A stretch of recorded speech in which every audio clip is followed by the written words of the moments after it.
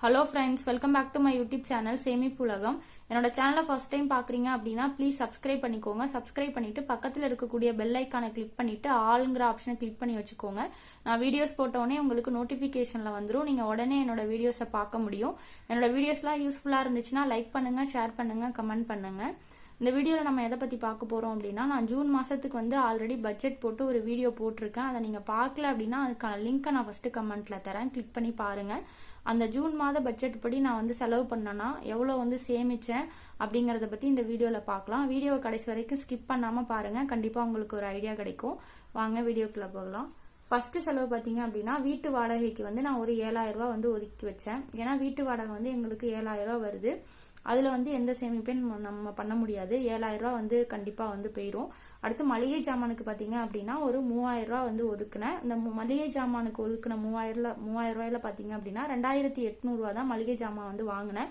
அதில் ஒரு 200 ரூபா வந்து மிச்சமானுச்சு. அடுத்தது பார்த்தீங்கன்னா காய்கறிக்கு ஒரு 1,000 ரூபா ஒதுக்குனேன். அதில் வந்து பார்த்தீங்கன்னா 800 ரூபா தான் வந்து மாசத்துக்கு வந்து காய்கறிக்கு வந்தது அமௌண்ட். அதில் ஒரு 200 ரூபா சேமிச்சேன். அடுத்தது பார்த்தீங்க அப்படின்னா நான்வெஜ்ஜுக்கு வந்து ஒரு 1,000 ரூபா வந்து ஒதுக்கியிருந்தேன். அதுலேயுமே வந்து 800 ரூபா தான் செலவானுச்சு. இது 200 ரூபா வந்து சேமிச்சேன்.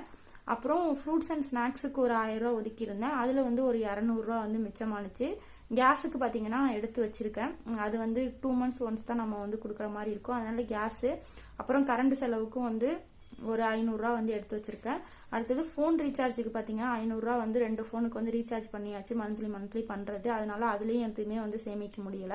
அடுத்து பார்த்தீங்கன்னா இன்டர்நெட்டுக்கும் நம்ம வந்து மாசம் நம்ம வந்து 1,000 ரூபா வந்து கட்டி ஆகணும். அந்த காசுமே வந்து 1,000 ரூபா போயிட்டு, அதர்ஸ்ல பாத்தீங்க அப்படின்னா ஒரு 1,000 ரூபா வந்து எடுத்து வச்சிருந்தேன்.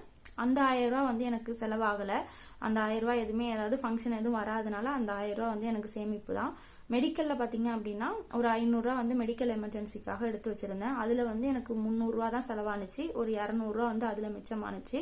மொத்தமா நான் ஒதுக்குன 17,000 ரூபாயில பாத்தீங்க அப்படின்னா எனக்கு ஒரு 2,000 ரூபா வந்து சேமிச்சேன்.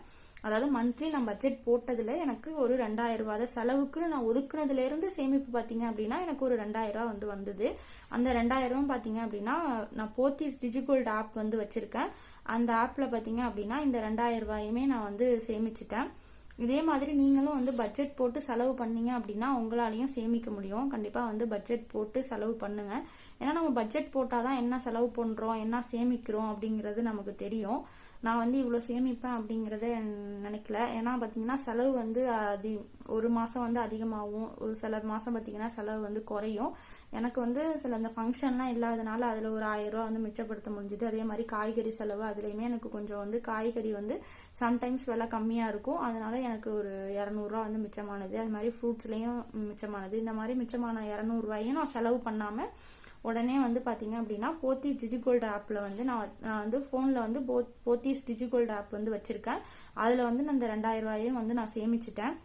இந்த போத்தீஸ் டிஜிகோல்டு ஆப் பத்தியும் நான் வீடியோ வந்து ஆல்ரெடி போட்டிருக்கேன். அதை நீங்க பார்க்கல அப்படின்னா அதுக்கான லிங்கையும் நான் ஃபர்ஸ்ட் கமெண்ட்ல தரேன், கிளிக் பண்ணி பாருங்க.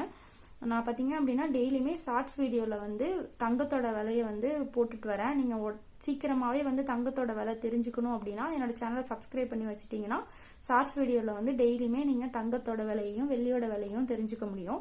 நான் வந்து அந்த 1ஆம் தேதியிலிருந்து 30ஆம் தேதிக்குள்ள என்னைக்கு வந்து எனக்கு ரேட்டு கம்மியா இருக்கும் அன்னைக்கு தான் நான் வந்து அந்த டிஜிகோல்ட்ல வந்து பணத்தை வந்து செலுத்துவேன்.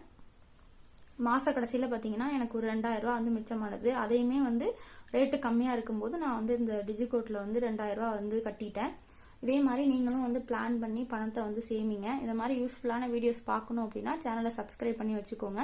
இது யூஸ்ஃபுல்லா இருந்தது அப்படின்னா ஒரு லைக் பண்ணுங்க. அடுத்து ஒரு யூஸ்ஃபுல்லான வீடியோஸ்ல வந்து பார்க்குறேன். தேங்க்யூ.